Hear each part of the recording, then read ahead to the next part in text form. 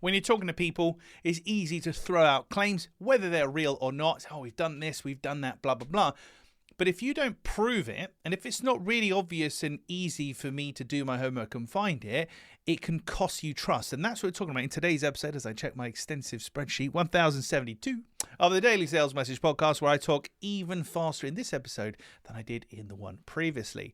So making claims is great, but can you back it up? Do you have the proof? Very important. One of the things I've gone hard on for the longest time when I started my business to now is having over 500 LinkedIn recommendations.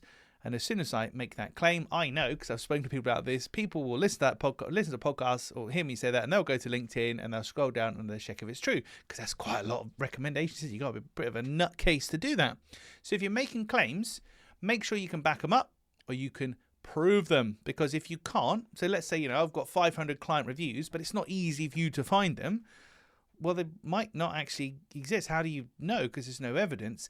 So if you're making claims, provide the proof, make it easy for people to do their homework, because people are absolutely Googling you and doing their due diligence on you before they're thinking of buying from you, your business, your product, your service. So make sure the clues are there.